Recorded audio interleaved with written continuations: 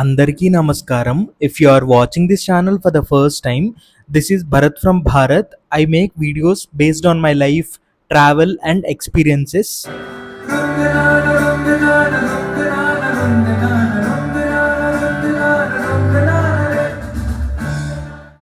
నిన్న మన ధార్వాడ్ కర్ణాటకలో చాలా వండర్ఫుల్ డే స్పెండ్ చేసాము. కల్కేరి సంగీత విద్యాలయ విజిట్ నన్ను నిజంగానే చాలా ఆలోచింపజేసింది. ముందు నేను ఈ ప్లేస్ గురించి విన్నప్పుడు ఇది ఒక మ్యూజిక్ స్కూల్ అనుకున్నాను. మ్యూజిక్ నేర్పిస్తారు స్కూల్లో అని సింపుల్గా ఇమాజిన్ చేసుకున్నాను. కానీ అక్కడ ఒక రోజు గడిపిన తర్వాత నా కంప్లీట్ పాయింట్ ఆఫ్ వ్యూ మారిపోయింది. అది జస్ట్ మ్యూజిక్ స్కూల్ కాదు, అది ఒక కమ్యూనిటీ, ఒక ఫ్యామిలీ, ఆర్ట్స్ ద్వారా పిల్లల జీవితాల్లో మారుస్తున్న ఒక మూమెంట్. ఫైనలీ నిన్నటి రోజుని వైదిస్ కొలవరెడ్డితో ఎండ్ చేసాము.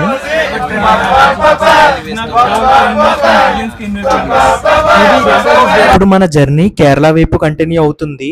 మార్నింగ్ లేచి విండో బయట చూస్తే వావ్ మూమెంట్. మన ట్రైన్ కేరళ స్టేట్ లో ఎంటర్ అయ్యింది.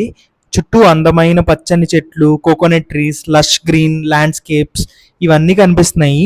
చాలా రిఫ్రెషింగ్ గా అనిపిస్తుంది. ఇంట్రెస్టింగ్ విషయం ఏంటి అంటే జాగృతి యాత్ర ట్రైన్ కేరళకి ఫస్ట్ టైం వస్తుంది.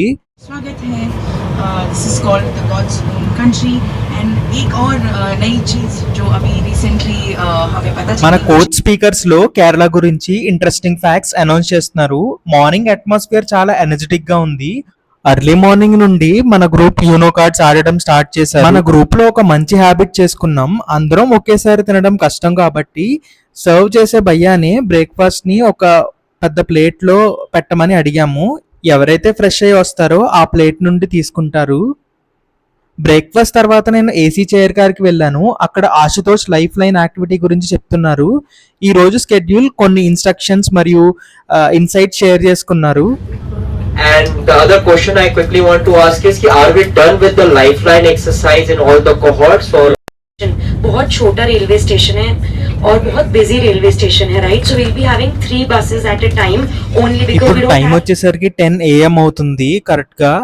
మన ట్రైన్ కొచ్చి దగ్గర ఉన్న ఆలువా రైల్వే స్టేషన్ కి రీచ్ అయింది.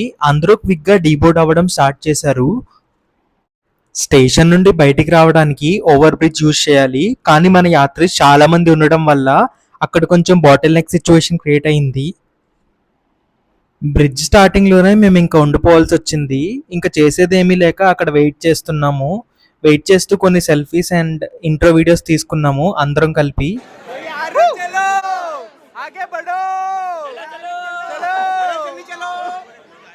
నిజం చెప్పాలి అంటే ఆలువా రైల్వే స్టేషన్ చాలా చిన్న రైల్వే స్టేషన్. మన యాత్రీస్ వల్ల మొత్తం బిజీగా మారిపోయింది. सारे यात्रीज लेफ्ट से आइए और सिटी के लेफ्ट तरफ से चलिए. బయట వెదర్ చాలా హ్యూమిడ్ గా ఉంది. Kerala humidity first time experience చేస్తున్న వాళ్ళకి కొంచెం కష్టంగానే ఉంటుంది. ప్లాట్ఫామ్ నుండి స్టేషన్ బయటకు వచ్చిన తర్వాత మళ్ళీ జామ్ అయింది. మేము బస్సెస్ కోసం వెయిట్ చేస్తున్నాము. మనకి డైరెక్షన్స్ చూపించే వాళ్ళు చాలా క్రియేటివ్ గా ఆలోచించారు. చూడండి, మీమ్స్ తో ప్లగార్డ్స్ తయారు చేశారు. కేరళ హ్యూమిడిటీని బీట్ చేయడానికి మాకు ఏసీ బస్సెస్ ప్రొవైడ్ చేశారు. బస్సెస్ బోర్డ్ అవ్వడం స్టార్ట్ చేసాము. కేరళ రోడ్స్ చాలా నారోగా ఉన్నాయి కానీ చాలా బ్యూటిఫుల్ గా ఉన్నాయి.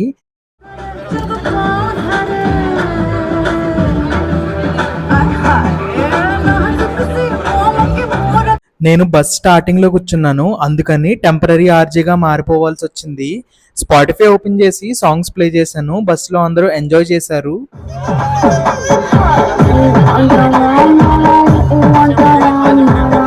ఫైనలీ అరౌండ్ 11 AM కి మన bus KINFRA hitech park campus లో ఎంటర్ అయ్యింది. ఇప్పుడు మన destination Kerala startup mission. Bus నుండి దిగి కేరళ స్టార్ట్అప్ మిషన్ బిల్డింగ్ లో ఎంటర్ అయ్యాము. బిల్డింగ్ చాలా మోడర్న్ గా ఉంది. లోపల ఎస్కలేటర్ కూడా ఉంది. స్లోగా అందరం ఆడిటోరియం లో సెటిల్ అయ్యాము. ఇప్పుడు కొంచెం కేరళ స్టార్ట్అప్ మిషన్ గురించి తెలుసుకుందాం. కేరళ స్టార్ట్అప్ మిషన్ షార్ట్ గా KSUM అని పిలుస్తారు. ఇది కేరళ గవర్నమెంట్ అఫీషియల్ ఏజెన్సీ.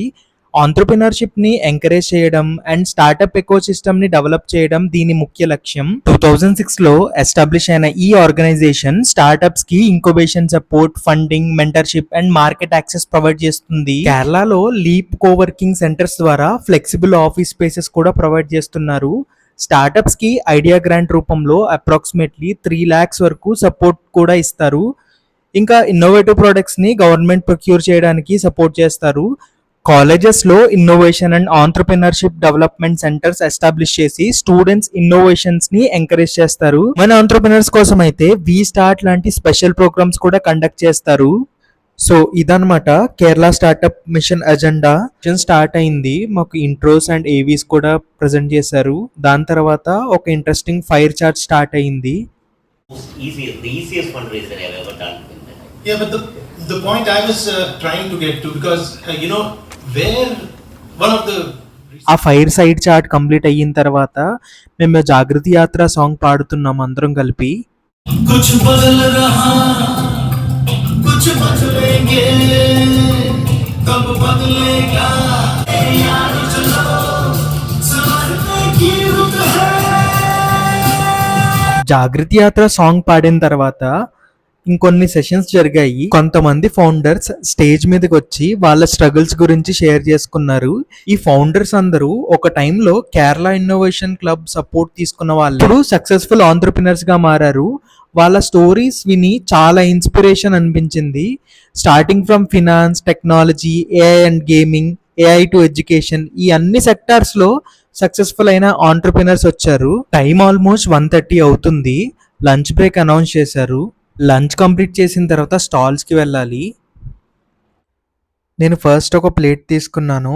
దాని తర్వాత కీరా టమాటో సర్వ్ చేశారు.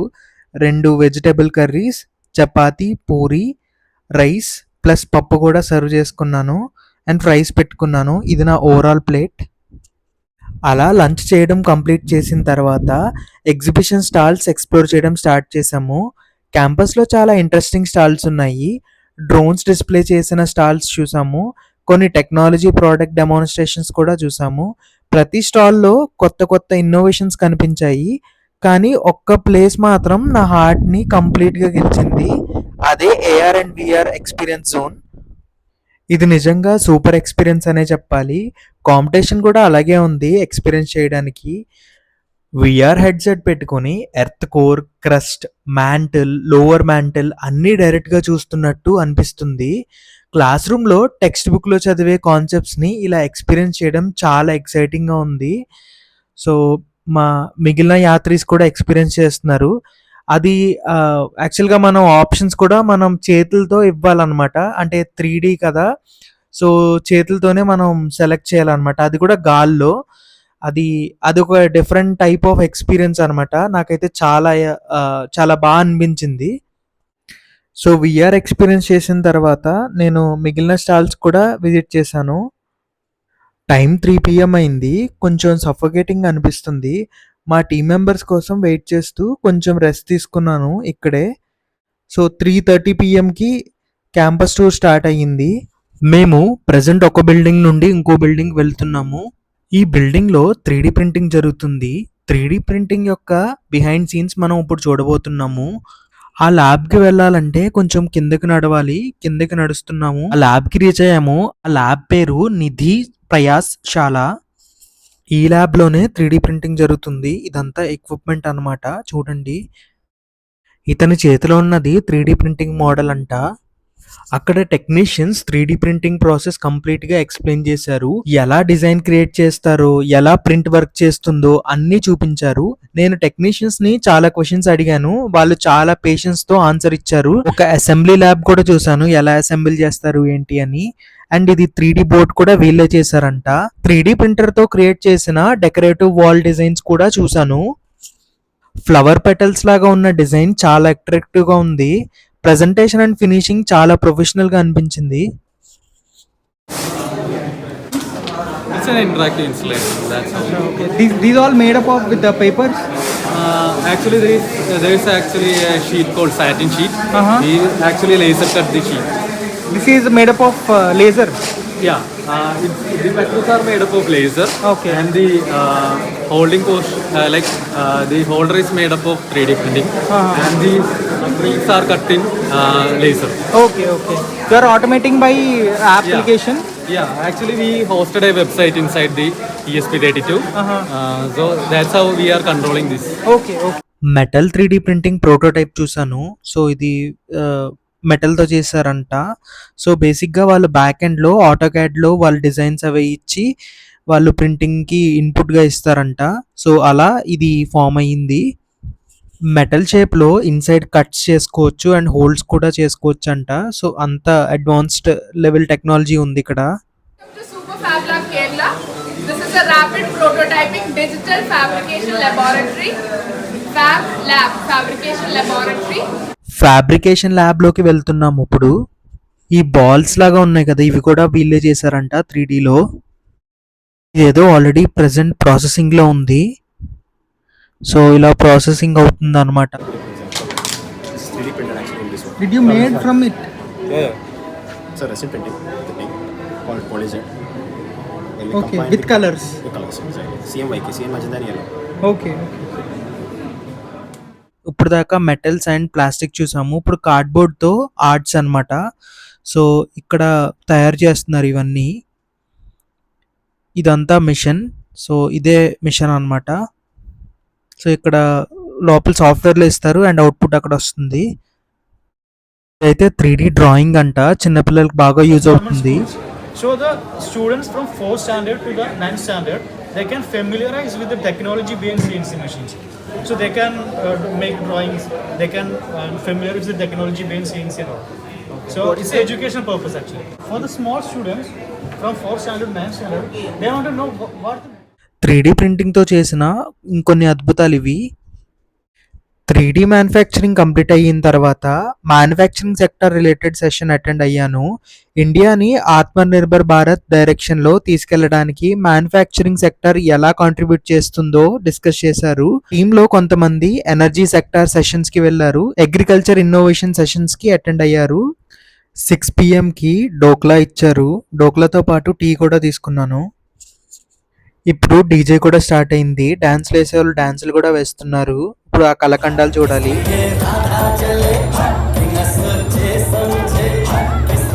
మన కేరళ కల్చర్లో చాలా ఇంపార్టెంట్ ఆర్ట్ ఫామ్స్ని చూసే అవకాశం దొరికింది. మొదటిగా కలరు పయ్యట్టు పర్ఫార్మెన్స్ జరిగింది.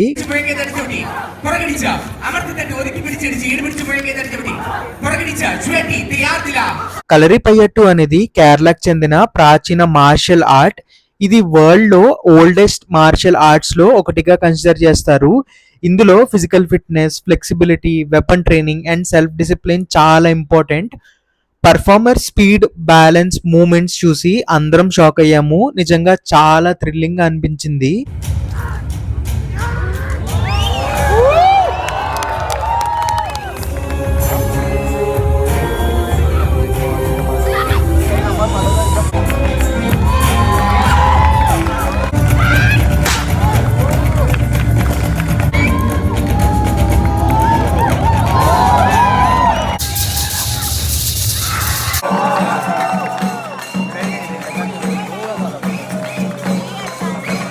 తెయ్యం పర్ఫార్మెన్స్ స్టార్ట్ అయ్యింది. తెయ్యం అనేది కేరళలో ఎస్పెషల్లీ నార్త్ మలబార్ రీజియన్లో ప్రాక్టీస్ చేసే ఒక రిచువల్ ఫామ్ అన్నమాట.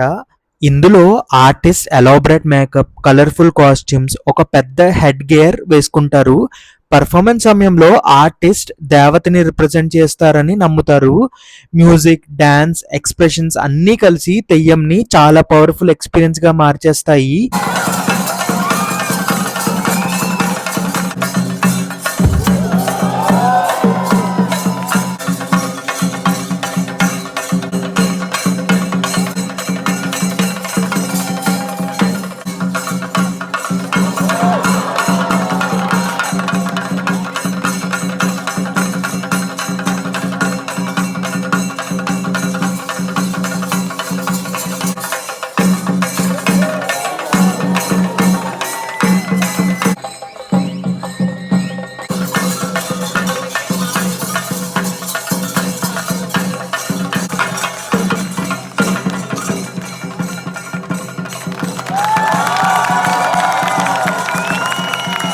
పర్ఫార్మెన్సెస్ చాలా బాగా చేశారు.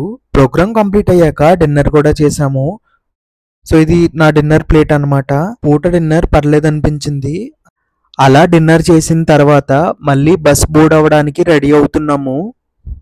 ఫుల్గా టైర్డ్ అయిపోయాము అందరం. సో అలా మాట్లాడుకుంటూ ఇంకా రైల్వే స్టేషన్ దగ్గరలోకి వెళ్ళిపోతుంది బస్ కూడా.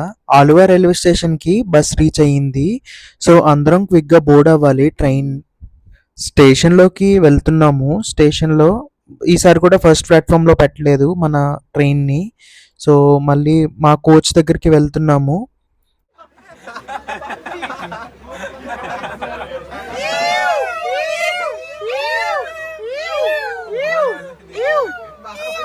వీళ్ళందరికీ ఈవ్ అనేది ఇంకొక కొత్త స్కిల్ అనమాట. అలా నైట్ 11:30కి మన ట్రైన్ స్టార్ట్ అయింది.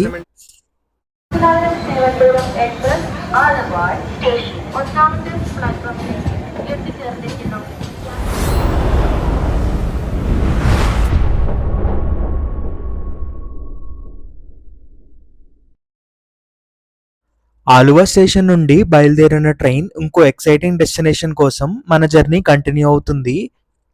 ఈ వీడియో కింతే మళ్ళీ నెక్స్ట్ వీడియోలో కలుసుకుందాం. అంతవరకు stay safe, stay happy and stay hydrated. This is Bharat from Bharat signing off from the gateway of the east, Aluva, Keralam.